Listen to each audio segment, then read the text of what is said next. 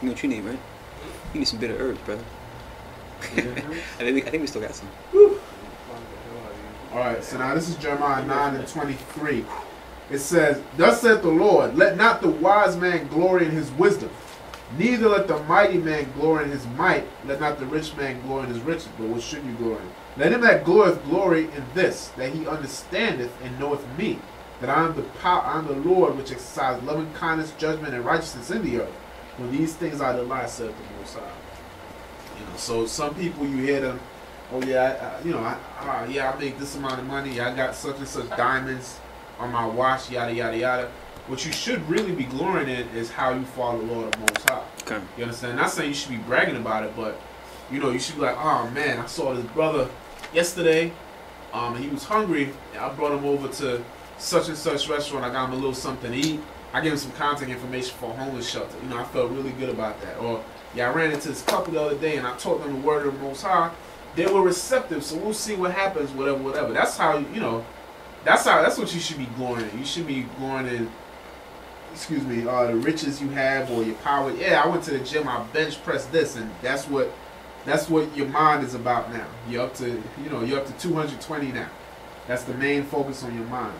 No, that's cool if you're up to 220, but the main glory that you should be doing, the main thing you should be speaking about and happy about and glad about is how you've been keeping the law of Most High. Chapter 2, verse 20. Come. If I could, I have a tag along with that. Ecclesiastes 9, 11, and 12, which pretty much goes into why we're supposed, like the brother read, why we're supposed to glory, that we understand the Most High, and that we walk in His truth. Yeah. Ecclesiastes 9, 11, and 12. Because if you just glory in that alone, here's what could happen. Ecclesiastes 9, 11. "I returned and saw under the sun," meaning just on earth, "that the race is not to the swift, neither the battle to the strong, neither yet bread to the wise, nor yet riches to men of understanding, nor yet favor to men of skill, but time and chance happeneth to them all." Right? Just like you'll see people, like top physical condition, like a Lance Armstrong, right? Heart pumps, pumps at the lowest rate you ever seen, right? But now that person will drop dead of a heart attack, or out of nowhere, no one can explain it, or they get hit by a car or something. Or someone, they just top the Billboard charts, 3 times in a row with 3 songs, never done before, but then, they get struck with cancer, or, something happens where they get caught in some kind of scandal, and there they go. All types of stuff can happen to anybody, anytime, regardless of how much you've applied yourself in a worldly fashion. Verse 12 says, "For man also knoweth not his time, as the fishes that are taken in an evil net, and as the birds that are caught in a snare, so are the sons of men stared in the evil time when it falls suddenly upon them." It's that whole expression, you don't know when your day is coming. Nobody knows, their last day on the earth. No matter how much money they put aside, or how much security they have in their house, or I don't go outside once in a year. When I do, I make sure I have my mask on. I don't breathe in any intoxicants. I make sure my physical health is tip top by doing making all these physical provisions. By the Most High could just say, "You know what? Tonight you're gonna die in your sleep," and that's it. So we don't know. So when you do go on, when the Most High does take you, like the brother read in Jeremiah, you want to be able to say, "Yes, I have this on my record that, like you said, I helped out the widows and the fatherless. I fed the poor. I kept the Sabbath. I instructed others on how to keep the law. You know what I mean? I helped brothers turn away from their sins. You know what I mean? You want to have that on your record at least, because that's what your life's going to be worth when it's all said and done.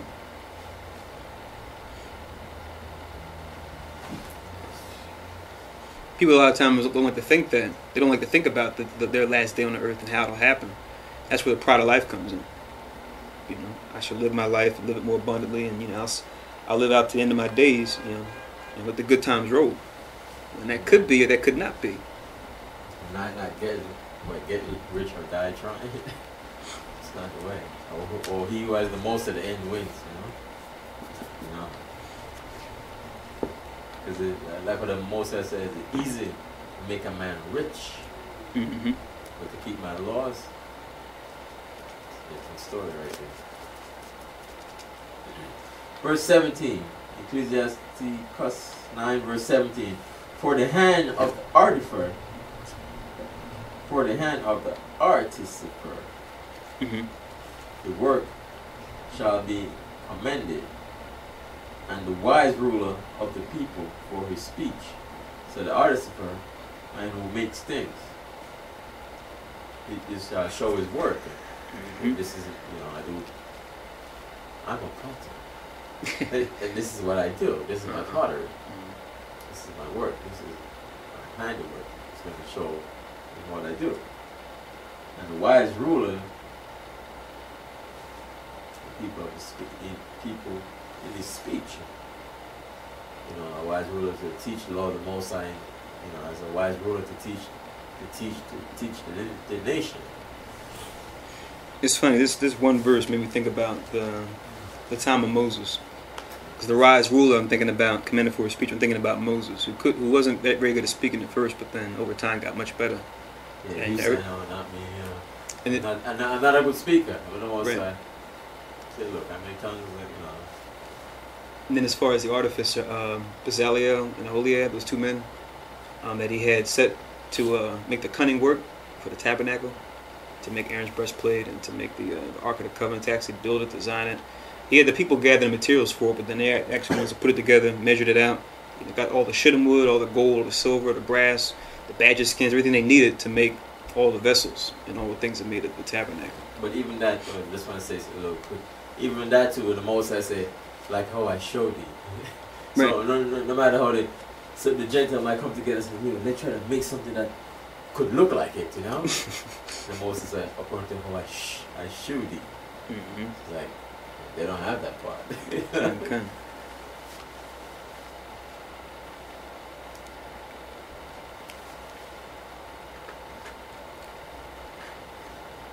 Verse 18. Oh, Sabbath. Let me, just, I know I'm kind of late, but just to pull this real quick, where it says in the 16th verse, see that it says that you informed me in the fear of the Most High. And it also, now y'all brought up an interesting point, which is to say, you could have all these riches and everything like that. You could look at a person like that, they could die tomorrow. So they can't go on this. On that, I'm just going to read this set of scriptures, this one parable. This is Luke chapter 12, and I'll start from verse 15 down to 21. Luke chapter 12, verse 15 to 21. Luke 15. Luke chapter 12, verse 15 to 21. Luke chapter 12, verse 15 to 21.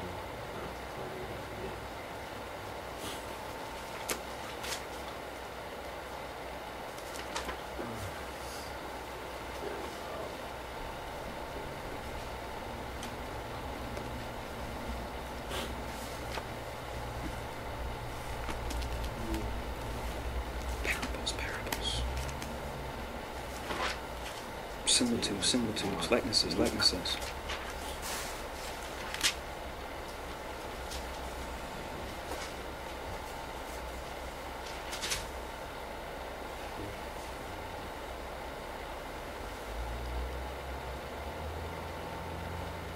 All right, everybody got it? This is Luke chapter 12, verse 15. It says, "And he said unto them that he being Christ, take heed and beware of covetousness, for a man's life consists not in the abundance of the things which he possesseth." Verse 16. "And he spake a parable unto them, saying, the ground of a certain rich man brought forth plentifully. And he thought within himself, saying, what shall I do? Because I have no room where to bestow my fruits." So he had so much fruits, he didn't have anywhere to put them. That's how prosperous he was. "And he said, this will I do. I will pull down my barns and build bigger barns. And there will I bestow all my fruits and my goods. And I will say to my soul, soul, thou hast much goods laid up for many years. Take thine ease, eat, drink, and be merry." So this guy's well off, he's set, right? "But the Most High said unto him, thou fool, this night thy soul shall be required of thee. Then whose shall those things be which thou hast provided?" So that night the Most High took his life. Long story short. "So is he that layeth up treasures for himself and is not rich towards the Most High." Just like Nabiah was saying.